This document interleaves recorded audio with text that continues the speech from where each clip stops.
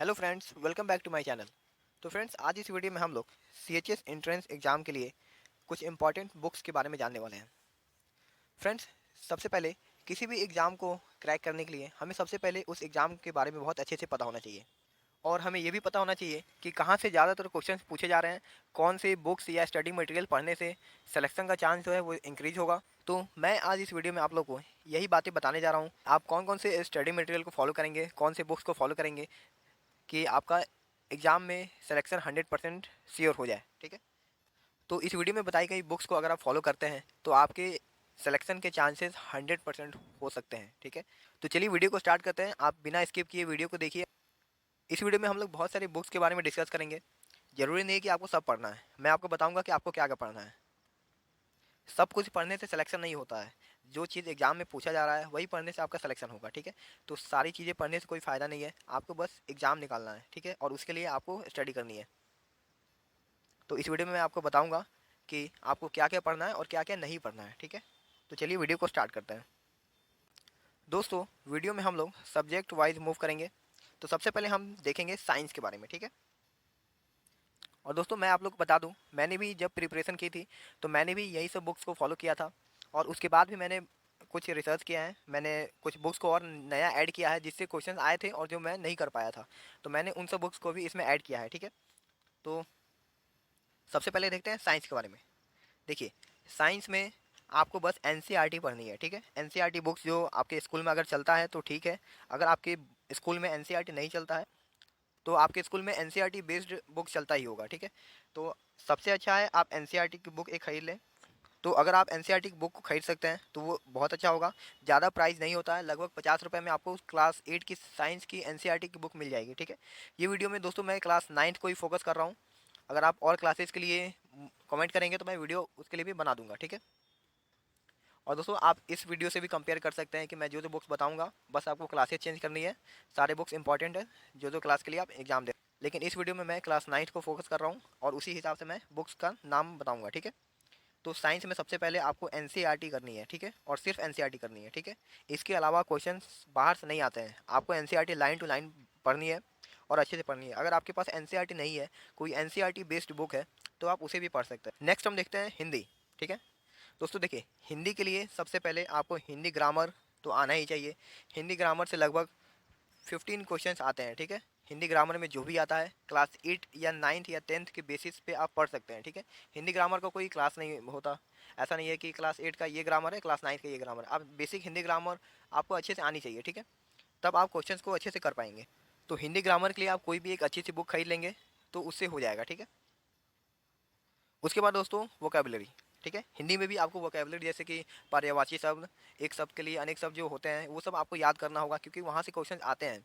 लगभग 5-6 क्वेश्चन आते हैं वहाँ से। ठीक है, तो वो आप याद करेंगे तो बहुत अच्छा होगा, क्योंकि वहाँ से क्वेश्चन आते हैं और आसान क्वेश्चन होते हैं। ठीक है, जैसे विलोम शब्द हो गया, ये सब पे क्वेश्चन आते हैं और उसे आप आसानी से कर सकते हैं अगर आपको याद रहेगा तो। उसमें टाइम भी नहीं लगता, अगर आपको याद रहेगा तो बहुत जल्दी आप उसे टिक कर देंगे। ठीक है, तो हिंदी में हो गया। आपको सबसे पहले एक हिंदी ग्रामर की बुक ले लेनी है, कोई अच्छी सी हिंदी ग्रामर की बुक अगर आपके पास है तो बहुत अच्छा है।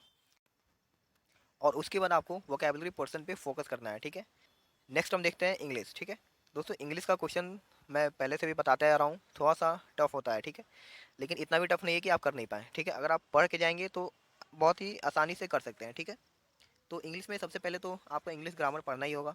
तो इसके लिए भी आप एक कोई अच्छी सी इंग्लिश ग्रामर की बुक ले सकते हैं।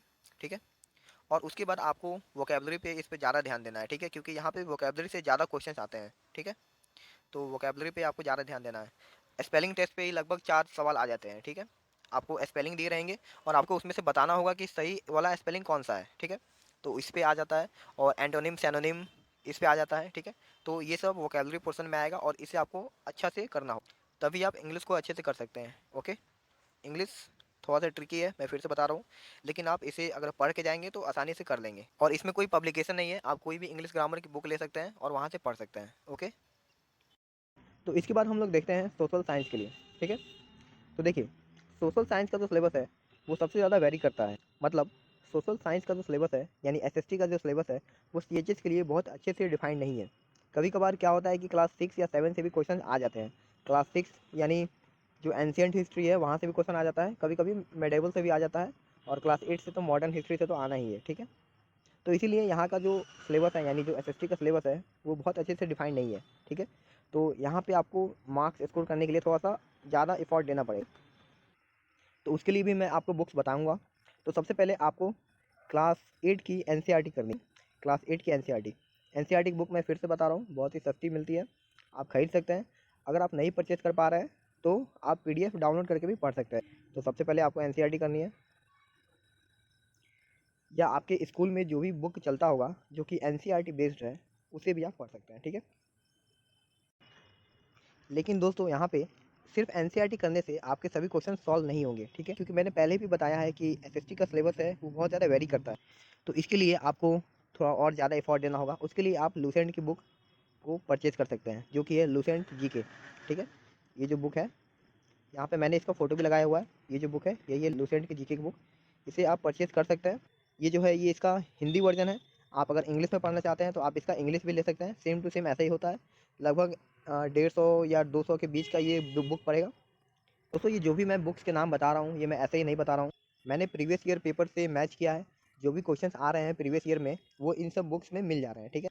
तो अगर आप ये सब बुक्स पढ़ते हैं तो आप एंट्रेंस एग्जाम में अच्छा स्कोर कर सकते हैं, ठीक है। दोस्तों एसएसटी में एक और चीज़ मैं ऐड करना चाहूँगा, जो कि है आपका करंट अफेयर, ठीक है। ये सब करने के बाद आपको करंट अफेयर भी पढ़ के जाना पड़ेगा, कम से कम 6 महीने का। तब आप करंट अफेयर से जो भी सवाल आता है, 2 या 3 सवाल आता है तो उसे आप कर सकते हैं। लेकिन मैं ये कहूँगा कि पहले आप जो बाकी सिलेबस है उसको कर लें, ठीक है। क्योंकि करंट अफेयर आप 6 महीने का पढ़ेंगे और उससे आप 2 या 3 सवाल ही बनेगा। तो इसलिए पहले जो जहाँ से ज़्यादा क्वेश्चन आ रहे हैं पहले आप उसे उस नंबर को सिक्योर करिए, और फिर उसके बाद अगर आपके पास टाइम बचता है तो आप करंट अफेयर पढ़िए। नेक्स्ट हम देखते हैं मैथ्स, ठीक है। दोस्तों मैथ जो है वो बहुत से बच्चों को डिफ़िकल्ट लगता है और इसी कारण कितनों का सिलेक्शन नहीं हो पाता है, ठीक है। तो देखिए मैं जो बुक्स बताऊंगा अगर आप उसे अच्छे से फॉलो करेंगे तो डेफिनेटली मैं बता रहा हूँ आपका लगभग 15 से 17 सवाल बन जाएगा एग्जाम में, ठीक है। तो देखिए सबसे पहले तो बेसिक बुक है, बाकी सब की तरह इसकी भी एनसीईआरटी ही है, ठीक है। तो अगर आप यहाँ से एनसीईआरटी को कर लेते हैं, ये जो एनसीईआरटी की बुक है इसको अगर आप कर लेते हैं तो यहाँ से लगभग आपके 10 सवाल बन जाएंगे। मैथ में 20 सवाल आते हैं तो यहाँ से आपको 10 सवाल बन जाएंगे। लेकिन जो 10 सवाल जो बच गए उसके लिए आपको कुछ एक्स्ट्रा पढ़ना होगा, क्योंकि मैथ जो है वो थोड़ा सा ज़्यादा आपको पढ़ के जाना पड़ेगा, तभी आप एंट्रेंस को क्रैक कर पाएंगे। बाकी जो 10 सवाल बच रहे हैं उसके लिए आप 2 बुक्स में से किसी एक बुक्स को फॉलो कर सकते हैं। सबसे पहली है हमारी RS अग्रवाल की बुक, ठीक है। उसके बाद है RD शर्मा। RS अग्रवाल या RD शर्मा में से आप किसी एक बुक को फॉलो करिए, दोनों को नहीं करना है, सिर्फ एक को करना है। और इसके लिए आप चाहें तो एनसीईआरटी को स्किप भी कर सकते हैं, ठीक है, क्योंकि पूरा एनसीईआरटी आपको इस दोनों बुक में मिल जाएगा और प्लस आपको एक्स्ट्रा जो चाहिए वो भी मिल जाएगा, जो कि आपके एंट्रेंस एग्जाम के लिए ज़रूरी है। तो अगर आप सिर्फ एनसीईआरटी करके जाते हैं तो लगभग 10 से 12 सवाल ही बना पाएंगे। लेकिन अगर आप RS अग्रवाल या RD शर्मा को कर लेते हैं तो आपके 17 सवाल लगभग बन जाएंगे, ठीक है। 2-3 सवाल में तो आप जानते ही हैं वो सब रैंक डिटरमाइन करते हैं, तो वो सब आपकी मैथ्स अच्छी होगी तो आप उसे बना पाएंगे, नहीं तो नहीं बना पाएंगे, ठीक है। तो अगर आप RS अग्रवाल या RD शर्मा करेंगे तब आपके मैक्सिमम सवाल बन जाएंगे मैथ के। मैं आपको बुक्स दिखा देता हूँ। दोस्तों ये जो बुक है ये है आपकी RD शर्मा की किताब, ये RD शर्मा है और ये RS अग्रवाल है। आप सिंपली नाम बोलेंगे दुकान में तो आपको वहाँ से बुक्स मिल जाएगा, या आप चाहें तो ऑनलाइन भी ऑर्डर कर सकते हैं। हो सके तो मैं इस वीडियो के डिस्क्रिप्शन में जो भी मैंने बुक बताए हैं उसके मैं लिंक दे दूँगा, आप वहाँ से चाहे तो परचेज़ कर सकते हैं, या आप किसी भी आसपास की दुकान से परचेज़ कर सकते हैं, ठीक है। दोस्तों हमने सभी सब्जेक्ट के बारे में बात कर लिया है, लेकिन अब बात करते हैं गाइड बुक के बारे में, ठीक है। तो आप जानते हैं कि बहुत से पब्लिकेशन के गाइड आते हैं सीएचएस के लिए। तो अब देखते हैं कि आपको गाइड पढ़ना भी है कि नहीं पढ़ना है, और पढ़ना है तो कौन सा पढ़ना है। तो देखिए सबसे पहले आपको मैंने जो भी किताबें बताई हैं वो सभी चीज़ का बेसिक है, ठीक है। अगर आप वो नहीं पढ़ेंगे तो कोई चांस नहीं है आपका एंट्रेंस निकलने का। तो सबसे पहले तो आपको सेपरेट जो बुक है जो मैंने अभी बताया है इसके पहले, वो आपको पढ़ना है, ठीक है। वो सब करने के बाद अगर आपके पास 1-2 महीना बच जाता है, ठीक है, तब आपको ये सब बुक्स लेना है। जैसे कि आप अग्रवाल एग्जाम कार्ड का ले सकते हैं, क्लास 9 के लिए आता है सीएचएस गाइड, ठीक है। आप अरिहंत का भी ले सकते हैं, और एक गाइडर की आती है वो भी ले सकते हैं, ठीक है। गाइडर में जो है दोस्तों आपको प्रैक्टिस सीट मिलेगा, मतलब कि आपको क्वेश्चन पेपर्स मिलेंगे। यहाँ पे देखिए लगभग 25 क्वेश्चन सेट है और इसे आप सॉल्व कर सकते हैं। लेकिन ये सब आपको बाकी जो बुक्स मैंने बताई हैं वो सब पढ़ने के बाद लेना है। और दोस्तों अगर आप क्लास 9 के लिए ले रहे हैं तो मैं आपको जो रिकमेंड करूँगा आप वो लेंगे तो ज़्यादा बेहतर होगा। आप क्लास 9 के लिए ये वाली जो बुक है अग्रवाल एग्जाम कार्ड की, ये बुक ले सकते हैं। ये बुक अच्छी है, मैंने इसका सिलेबस देखा है। आप ये बुक नहीं लेंगे तो ज़्यादा अच्छा होगा, क्योंकि यहाँ पे जो सिलेबस है वो पता नहीं कहाँ का सिलेबस दिया गया है। यहाँ पे बहुत ही बेकार सिलेबस दिया गया है, और अगर आपको बस क्वेश्चन प्रैक्टिस करने होंगे तो आप यहाँ पे गाइडर की ये वाली बुक ले सकते हैं, ठीक है। तो इसे आप छोड़ देंगे तो ज़्यादा अच्छा रहेगा। आप ये दोनों बुक्स में से किसी को भी ले सकते हैं। अगर आपको क्वेश्चन के साथ कुछ थ्योरी भी चाहिए तो आप अग्रवाल एग्जाम गाइड की बुक ले सकते हैं, और अगर आपको सिर्फ क्वेश्चन चाहिए तो आप यहाँ पे गाइडर की बुक ले सकते हैं। ठीक है दोस्तों, सभी सब्जेक्ट की किताबों को मैंने बता दिया है। सिलेबस जो है आपका, जो बुक में जो कंटेंट रहेगा वही आपका सिलेबस है। ठीक है, सिलेबस इससे कुछ डिफरेंट नहीं है। तो मैंने जो भी बुक बताया है उसे आप पढ़ेंगे तो सिलेक्शन होने के बहुत ज़्यादा चांसेस रहेंगे। मैंने भी ऐसे ही पढ़ाई की थी। और दोस्तों, कुछ सवाल आ रहे थे कि एग्ज़ाम होगा या कैंसिल होगा। तो देखिए, अभी का जो सिचुएशन है, अभी तो ख़राब सिचुएशन है, अभी तो एग्ज़ाम होने का कोई चांस नहीं है। लेकिन एग्ज़ाम आपका अप्रैल में होता है, या हो सके तो 1-2 मंथ डिले भी हो सकता है। ठीक है, तो अभी आपका एग्ज़ाम ये सोचिए पोस्टपोन हो सकता है, लेकिन एग्ज़ाम होने के चांसेस ज़्यादा हैं, क्योंकि इस बार जो वेव आई है वो बहुत जल्दी आ गई है। देखिए, अभी जनवरी का महीना चल रहा है और जनवरी में ही वेव आ गया है। ठीक है, थर्ड वेव। तो हो सके तो 1-2 महीना में ये ख़त्म हो जाएगा और अप्रैल मई तक आपका एग्ज़ाम हो जाएगा। ठीक है, तो इसलिए अभी आपको ये नहीं सोचना है कि एग्ज़ाम नहीं होगा। एग्ज़ाम होगा, आप ये सोच के चलिए और अपनी प्रिपरेशन को अच्छे से जारी रखिए। अगर आप अभी तैयारी करना छोड़ देंगे तो कोई चांस ही नहीं है निकलने का। अगर आप अभी तैयारी करते रहेंगे, एग्ज़ाम होगा तो डेफिनेटली आप निकाल लेंगे। बुक्स मैंने आपको बता दी है, एक बार मैं फिर से जल्दी से रिपीट कर देता हूँ। साइंस में आपको सिर्फ एनसीईआरटी करनी है, इसीलिए साइंस में मार्क्स स्कोर करना बहुत आसान है, क्योंकि आपको बस एक ही किताब पढ़ना है। ठीक है, मैथ के लिए आप आर एस अग्रवाल या आर डी शर्मा में से कोई एक बुक करिए। हिंदी में हिंदी ग्रामर और वोकेबलरी, और सेम इंग्लिश में भी। और एसएसटी में आप एनसीईआरटी की बुक और प्लस लूसेंट की जो बुक है जीके की, उसे आप पढ़िए। ठीक है, और दोस्तों, ये सब पढ़ने के बाद आप चेक भी कर सकते हैं कि आपका क्वेश्चन बन रहा है कि नहीं। तो आप पीवाईक्यू क्वेश्चन देखिए और वहाँ से आप मिला सकते हैं कि सच में आपके क्वेश्चन सॉल्व हो रहे हैं या नहीं। वैसे मैंने मिलाया हुआ है, इसलिए मैं आपको ये सब किताब रिकमेंड कर रहा हूँ। तो दोस्तों, आज के लिए बस इतना ही। कोई डाउट हो तो आप कमेंट कर सकते हैं, मैं उसका रिप्लाई दे दूँगा, या आप हमारे व्हाट्सएप ग्रुप में भी ज्वाइन हो सकते हैं। और अगर आपको दूसरे क्लासेस के लिए वीडियो चाहिए, जैसे कि क्लास 6 और 11th, ये तो वीडियो क्लास 9 के लिए, क्लास 6 और 11th के लिए चाहिए तो आप कमेंट करिएगा, मैं उसके लिए भी वीडियो सेपरेट बना दूंगा। ठीक है, कि कौन कौन सा बुक आपके लिए इंपॉर्टेंट होने वाला है सीएचएस एंट्रेंस एग्जाम के लिए। तो दोस्तों, मिलते हैं अपने नेक्स्ट वीडियो में।